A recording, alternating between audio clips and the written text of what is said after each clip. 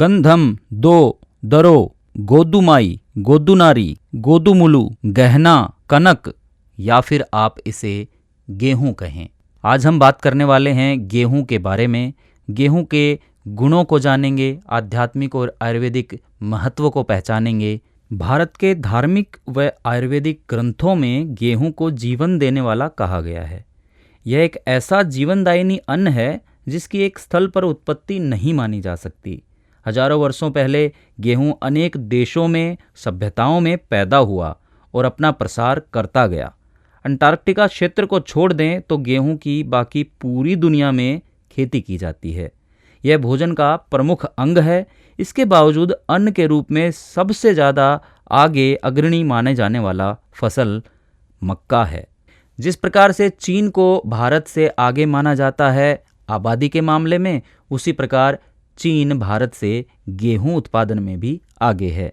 विश्व में भारत का स्थान दूसरा है। अगर आपने साहित्यकार प्रेमचंद जी की सवासेर गेहूं या फिर रामवृक्ष बेनीपुरी जी का निबंध गेहूं और गुलाब को पढ़ लिया हो तो आप जान पाएंगे कि भारतीय संस्कृति में गेहूं जनमानस की कितनी गहरी पैठ बनती है। भारत में गेहूं का उपयोग हजारों वर्षों से हो रहा है। मोहनजोदाड़ो और हड़प्पा की खुदाई से पता चलता है कि 4500 साल पहले सिंधु घाटी सभ्यता में भी गेहूं की खेती की जाया करती थी। तब गेहूं भंडारण की क्षमता को भी प्राप्त कर लिया गया था। उसी दौरान यूनान, फारस, तुर्की, मिस्र आदि सभ्यताओं में भी गेहूं की खेती की जाया करती थी। इतिहासकारों को रूस के दक्षिणी भाग यूक्रेन में लगभग 4000 वर्ष ईसा पूर्व के गेहूं के दाने मिले हैं। दुनिया की करीब 35% आबादी का मुख्य भोजन गेहूं है।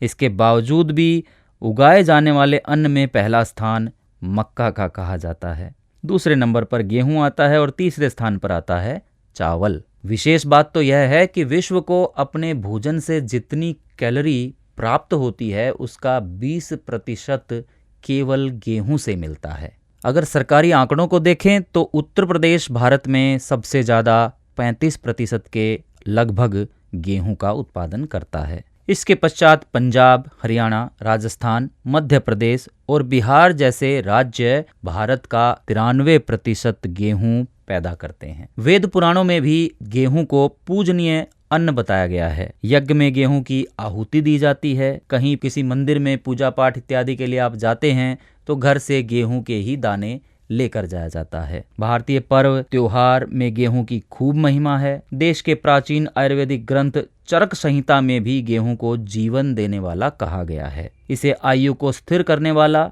वात को नाश करने वाला। आयुर्वेद के अन्य ग्रंथ भाव प्रकाश निघंटु में भी गेहूं के 3 किस्मों की जानकारी दी गई है और तीनों को ही शरीर का पोषक तत्व बताया गया है। आयुर्वेद के अनुसार गेहूं को कब खाना चाहिए और कैसे खाना चाहिए, आइए जानते हैं। किसी भी फल के साथ में गेहूं का अगर आप उपयोग ना करें तो उत्तम है। गेहूं को हमेशा सब्जियों के साथ में ही खाना चाहिए। और गेहूं की कई प्रकार की किस्में भी हैं, तो अगर संभव हो सके तो गेहूं का जो आप आटा लेते हैं वो अलग अलग प्रकार के गेहूं आप उसमें प्रयोग कर सकें तो उससे उत्तम कुछ भी नहीं है। मैं अलग अनाजों की बात नहीं कर रहा हूं, गेहूं की ही अलग प्रकार की किस्में आती हैं। हर बार एक ही प्रकार की किस्म का गेहूं ना खाएं। आप हो सकें तो बदल बदल के अलग अलग प्रकार के गेहूं के आटों को यूज करें।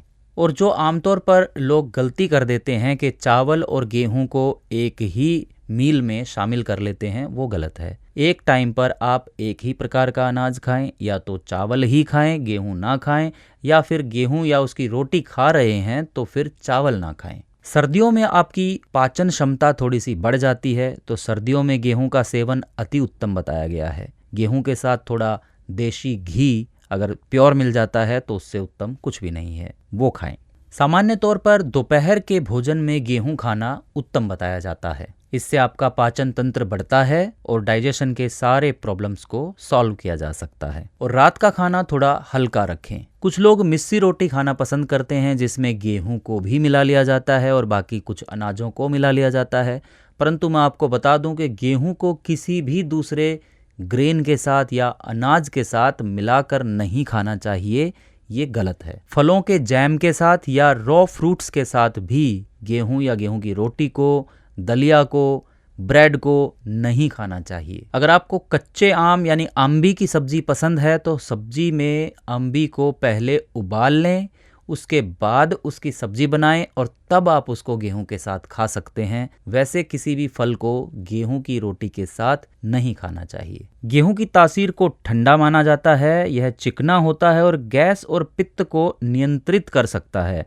परंतु अगर आप इसका अधिक मात्रा में सेवन करें तो यह गैस बना भी सकता है, आपको अपच की स्थिति भी उत्पन्न कर सकता है, एसिडिटी भी हो सकती है। इसीलिए इसे निश्चित मात्रा में और दोपहर के समय में ही खाया जाए तो सबसे ज्यादा लाभ मिलता है। गेहूं को भूख बढ़ाने में भी सहायक माना जाता है। यह पोषण देने वाला है, ताकत बढ़ाने वाला है, वीर्य बढ़ाने वाला है, कफ को दूर करता है और पुष्टि कारक होता है, और रोजमर्रा के छोटे मोटे रोगों को दूर करने में भी गेहूं बहुत ही मददकारक है। जैसे खांसी का इलाज गेहूं से किया जा सकता है। जैसे गेहूं, जौ और काकोली, इसके 2 से 4 ग्राम बारीक चूर्ण को दूध, शहद और घी मिलाकर के सेवन करने से तमाम प्रकार की खांसी में लाभ मिलता है। 15 से 20 ग्राम गेहूं को 250 मिलीलीटर पानी में पकाएं। 1/3 भाग जब शेष रह जाए तो उसमें स्वाद के अनुसार सेंधा नमक मिला करके पीने से भी खांसी में बहुत राहत मिलती है।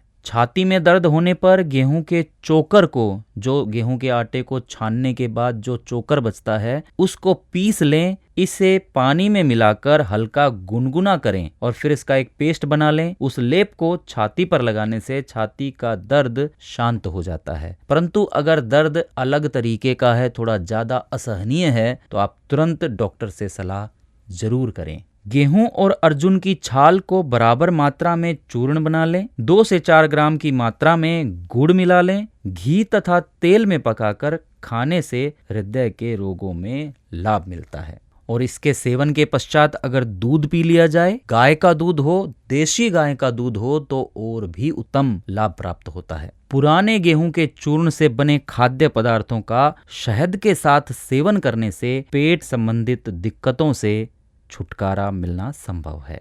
अपच और भूख न लगने जैसी समस्याएं हैं, तब भी आप इनका सामना गेहूं से कर सकते हैं। गेहूं के चोकर की रोटी बनाकर खिलाने से इन सब में भी फायदा मिलता है। गेहूं और चने का काढ़ा बनाकर 15 से 20 मिलीलीटर की मात्रा में पीने से किडनी या फिर मूत्राशय में बनी हुई छोटी पथरी गलकर निकल जाती है। जिनकी हड्डी टूटी हो वे अस्थि श्रृंखला या फिर हड्ड जोड़, लाख, गेहूं और अर्जुन की छाल को बराबर मात्रा में मिला लें। इससे तैयार चूर्ण 5 से 10 ग्राम मात्रा में घी मिला करके या फिर उसमें पका करके सेवन करने से और उसके ऊपर से दूध पीने से हड्डी के जुड़ने में बहुत लाभ मिलता है। हड्डी के जोड़ खिसकने पर भी यही नुस्खा बहुत कारगर है। घाव भरने के लिए मटर, कलाय, मसूर, गेहूं और निर्गुंडी के बीज का मिश्रण बहुत सहायक है। इस मिश्रण को पीसकर घाव पर लगाने से घाव का दर्द जल्दी से दूर होना शुरू हो जाता है और साथ ही साथ इसमें से मवाद खत्म हो जाता है।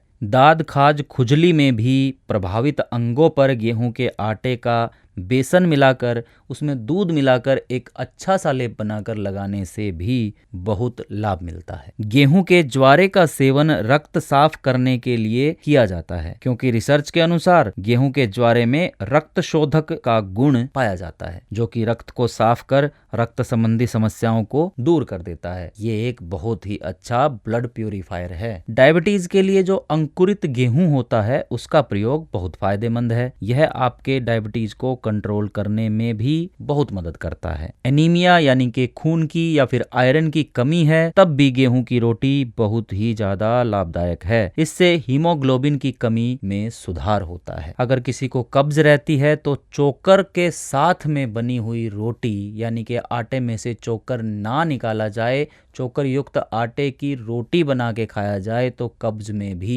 बहुत लाभ मिलना संभव है। अंकुरित गेहूं में प्रोटीन बढ़ जाता है, इसलिए अगर आपको प्रोटीन की आपूर्ति करनी है तो अंकुरित मूंग, अंकुरित चना और अंकुरित गेहूं का प्रयोग किया जा सकता है। अगर आग से सामान्य जलन हुई है तो उस स्थान पर गेहूं और रत्नजोत का पाउडर बनाकर लेप बनाकर लगाने से उसकी जो जलन है उसमें बहुत ही फायदा मिलना संभव है। गेहूं के आटे को बेसन और चावल के आटे में मिलाकर एक लेप बनाकर खुजली और जलन वाली जगह या फिर फुंसियों वाली जगह पर भी लगाया जा सकता है, उससे भी बहुत ही मदद मिलना संभव है। गेहूं के 3 घटकों को मुख्य तौर पर यूज किया जाता है, जैसे कि बीज जिसको आप आटा बनाकर खाते हैं, और दूसरा होता है गेहूं का चोकर जो आटे में से ही निकाल दिया जाता है, परंतु उसे निकालना नहीं चाहिए, चोकर युक्त आटे की ही रोटी बनानी चाहिए। और तीसरा होता है उसकी ताजी पत्तियां यानी कि ज्वारा। ये ब्लड प्यूरिफायर भी है और पाचन शक्ति और शारीरिक शक्ति को भी बढ़ाने में